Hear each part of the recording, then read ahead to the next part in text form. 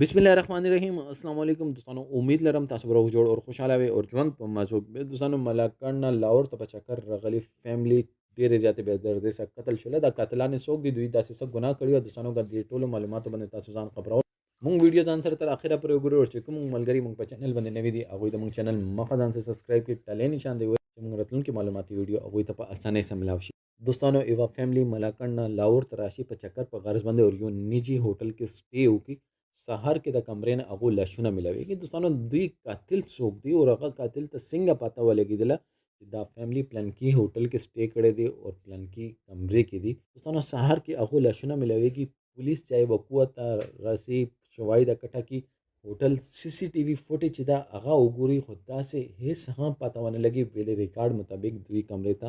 څوک نه دي لاړ نو دوی قاتلان بیا څوک دي یعنی قاتل ته پته وه چې دوی دې کمرې کې دي دا یې هوټل نوم ده دا یې کمرې نمبر ده او دوی ورته دروازه ورته خپله کلاو کړې ده دې مطلب ده دا یې پېژندګلو والا ده دوستانو مونږ دې معاشرې کې چې ملګری چې دا هغه دې وخت کې دې ټایم کې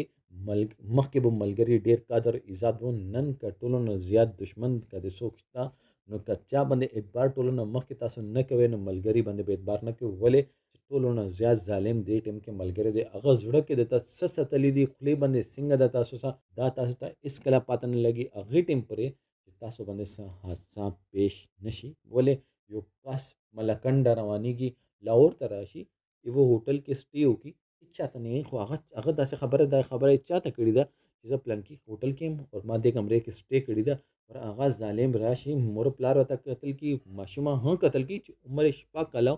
اول به هغې زړه باندې څه تېر شوي چې د هغې په مخ کې مور پلار یې ورته قتل کړو هغې نه بعد هغه ماشومه یې قتل کړه دوستانو پولیس یهی چې موږ به ډېر زر دغه دوی قاتلان چې دي موږ به ګرفتار کړو دوستانو سوال دغه ده چې دا قاتل دې ځای پورې څنګه راورسېدو لازمي خبره ده چې دا ملګري خپله نه دی راغلی څوک یې راستولی دی لازمي دوی به چا څخه ښه بادو هغې نتیجه ده خو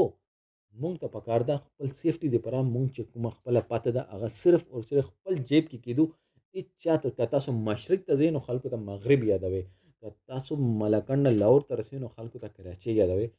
یو ځای ورته هېڅ کله مه ښیئ ولې چې مونږ دشمن څوک ده مونږ ته هېڅ کله پاته نه لګي دوستانو دې باره کې تاسو څه رایه ده کومنټ سیکشن کې خپل رایه اظهار ضرور وکړئ والسلام